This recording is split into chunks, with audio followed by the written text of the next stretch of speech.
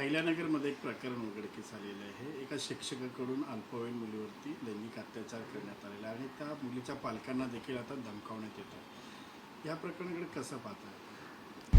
आता isakal.com आहे देशातील नंबर 1 ची मराठी न्यूज वेबसाईट.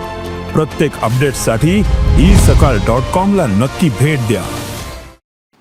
मला अतिशय गंभीर प्रकरण वाटतंय हे, कारण आताच्या घटकेला आपण हे जे मराठी विरुद्ध परप्रांतीय राजकारण जे करतोय त्याचं मला खरंच या सगळ्या ठाकरे बंधूंना त्याचा तुम्ही इतका अतिरेक नका करू की एका चिमुरडीला सुद्धा न्याय आता मिळेन असा झालाय.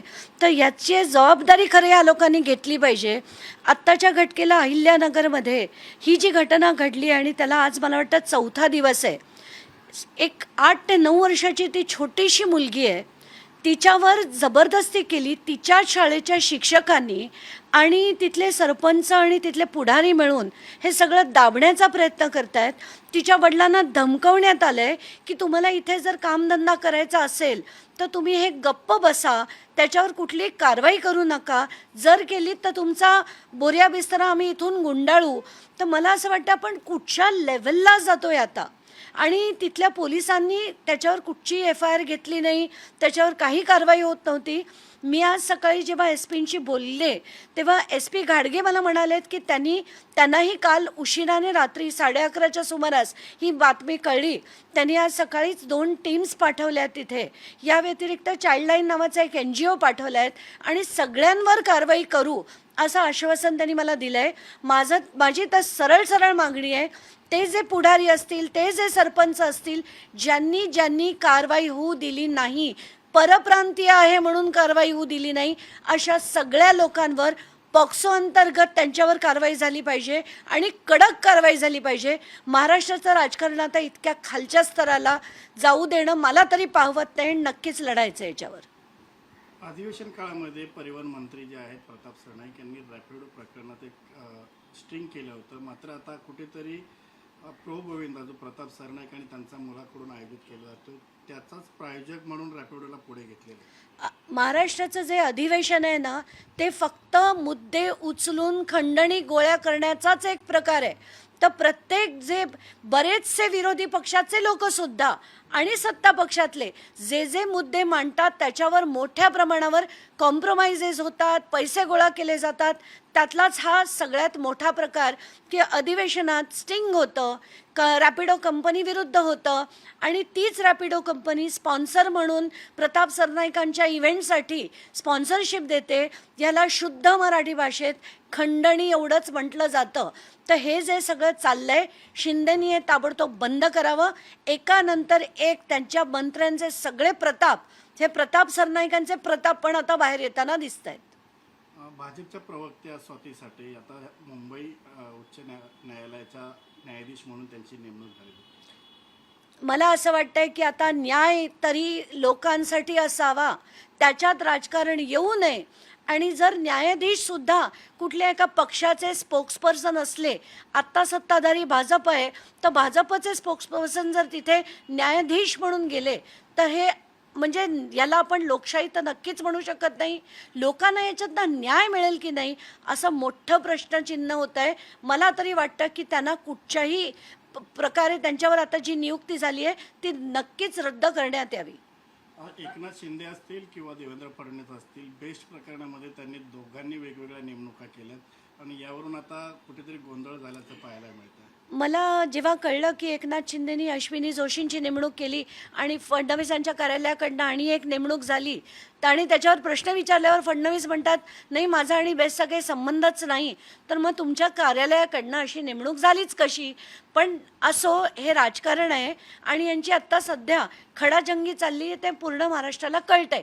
जरी ते बोलले नाहीत, अलबेल आहे असं म्हटलं तरी खडाजंगी आहे एवढं स्पष्टपणे दिसतंय.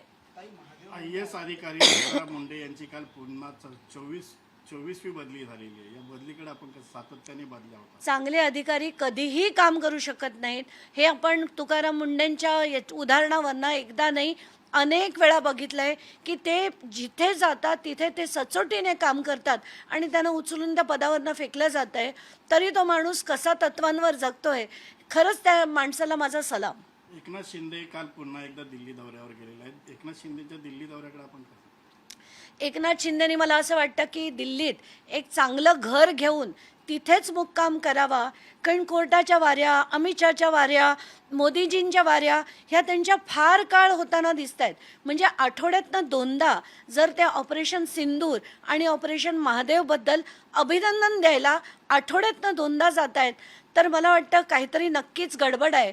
कारण युतीत त्यांचं आणि फडणवीसांचं पटत नाही आहे हे स्पष्ट दिसतंय.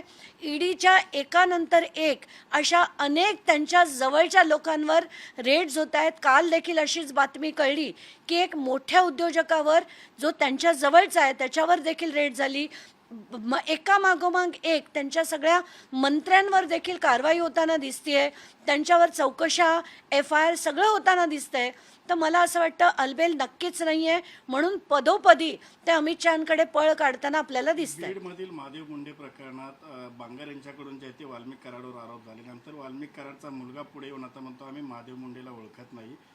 महादेव मुंडे प्रकरणाची CID किंवा CBI SIT चौकशी न करता थेट CBIने चौकशी करावी अशी त्याची मागणी आहे. महादेव मुंडे प्रकरण अतिशय गंभीर आहे आणि आत्ताच्या घटकेला त्याच्यात राजकारणसुद्धा बऱ्यापैकी चाललंय. पण ते न होता त्यांच्या पत्नीला, त्या मुलांच्या आईला न्याय मिळाला पाहिजे यासाठी कोणी लढताना दिसत नाही आहे.